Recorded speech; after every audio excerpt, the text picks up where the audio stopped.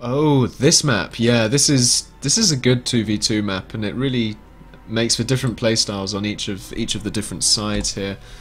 Quite it's quite enjoyable. However way you play it, you could go a lot of docks. You could do a little bit of creeping forward. Yeah. Not a lot, just enough, you know. Just Don't need enough. too much. Just enough. Yeah. But the game is starting, so hello folks and welcome to one of the second round 2 games, because we skipped the round 1. This is where that round 1 came into round 2. I'm Marshall and I'm joined by TehAnnihilaterer casting the 2v2 Clopsey. The Hello. Christmas Clopsey. Hello.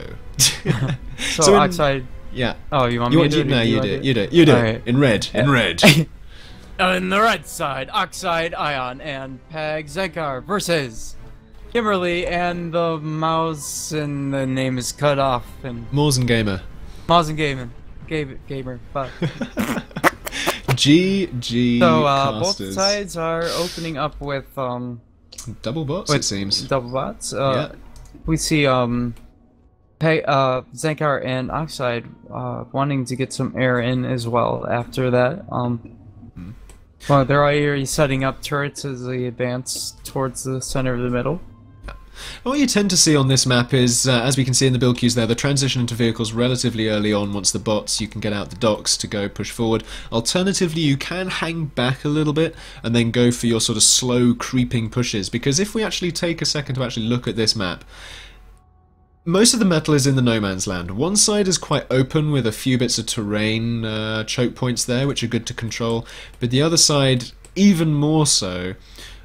So we tend to see, you know, one player taking one side. So you tend to see 2 1v1s and maybe some T2 going up in the middle of the base later on.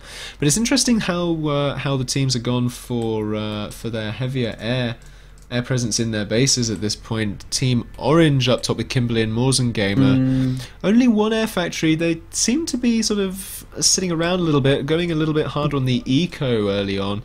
A large number of fabs though, 6 fabs. It seems to me that Orange is already kind of messed up here. They've Oh wow! they've Bomber already taking fabs. Good not couple really picks. building vehicles or building factories with their commanders. They have 2 idle commanders, and they were actually building their air factory with their bot fabs, which could have been out flying their eco. But it looks like they're only really taking metal extractors on one side. Yeah, I mean, even though Red are doing that, we do see them pushing up here with a turret on this side. Red even pinging it, saying, "Look, that's ready. Let's fortify that choke point. Let's control it. Let's pressure them here and force a response from them." And the idea there being that once they know that they need to respond to that, psychologically they'll be thinking, "Yeah, okay, let's respond to that." So they'll be putting more units on this side, even if they don't necessarily know it. They will do that initially, and that will give Red the time and chance to expand on the other side, like they are doing. Yeah, so with, that's where we see that. Oxide and Xankar, they've been flying a airplane or air scout around, and they saw that that Orange has gone quite into committing to some bots early on, and they've sent about some, or they put around some single laser defense turrets to deal with that early pressure. But Yeah. That's some Orange really is- aggressive strats there. yeah, they're pretty much making proxy bases. Yeah. And it doesn't surprise me, because it is controlling the map, it is pressuring the other team, and it will result in Orange feeling a lot more hemmed in. I think these docks are not quite powerful enough. The repairs going off from Red there, good micro and control there on that, and going up a double laser turret there instead to really control that area. Once that double gets up, it'll be very, very difficult to docks to break through there.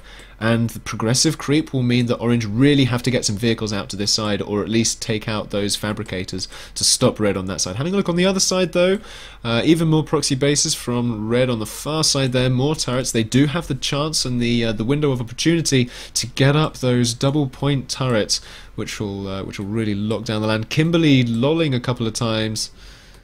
I think They lost poor fabbers. they had lost a metal extractor to that turret there, I believe. Yeah. Red Oh, pushing fair, in with a okay. few docks. Oh dear. Just proxy bases from Red. Really strong play here. I mean, I think in terms of a skill gap, realistically, we can probably assume that Red is going to do really well in this game. Oxide and Xankar, both very, very strong players. Oxide, I believe, is either rank 1 or 2 on Uber, depending on whether they recently played a game. Xankar has previously been rank 1 Uber, had a bit of a hiatus, but is recently back. And going by the play this game, has definitely not lost his mojo. Yeah, I'm fine. I'm waiting for Xankar to get straight back into his game because he's really strong a very at the beginning of Titans. Very intimidating presence to go up against. It's, and Oxide, this team they have going on here should not.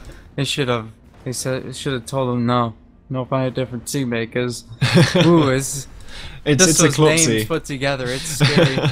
It's a Clopsey, anything can happen. Right, so we do see a few unit skirmishes going around the rest of the map now, and looking at the army tab there, greater production capability in Red will mean that even if Red don't necessarily trade in advantage in those and trade evenly, they will still have greater production to follow that up later. So as long as they're getting even trades, they will eventually whittle the Orange team back to the North Pole. And as we can already see if we zoom out, Orange are really entrenched on that spawn area there. Red, on the other hand, just have the whole southern hemisphere and are really aggressively pushing out, even missing some metal extractors just to get the forward territory and the production there. Although they are sacrificing their metal a little bit, down to 80%. But, it's not something a few mechs can't fix, and they do have some vehicle fabs going out and doing that quite efficiently. Okay, I'll use my phone joker this time. Not quite sure what that means, but, I mean, are you playing PA on a mobile device? What? But T2 vehicles going up. Yeah, I know, right?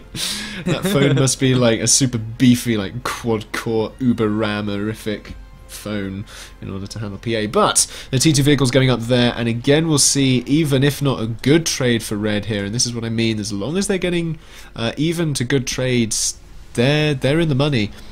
Air game trading a few there. I think the air game still advantage goes to Red simply because of the production and the overall unit numbers there. Stacking from Orange meant they got completely wiped.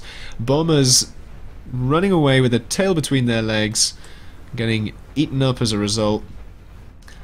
But I think Orange are really going to struggle to pull this back. They've lost too much map control early game. Looking at the economy there, 355 plays 130. I don't think T2 can save them here. I really don't. Infernos over here are going to start munching on them power gens as soon as they start moving in. Yeah. They will do just that, and then there's the storage there as well. I just think Orange played this wrong. I think they played too defensively early game and didn't scout as to what Red were doing. I think they were just missing some basic components to a proper, fully optimized opening. That really messed them up, in that even in the beginning they weren't really branching out and trying to take anything or secure anything. They're always a little bit far behind, and just being that little bit will be enough to cause a huge snowball effect, as we see here. Yeah. And they're really, I don't think there is any coming back from this. Red have the air game, they have the units in the base, the commander having to respond to this, if not running away actually.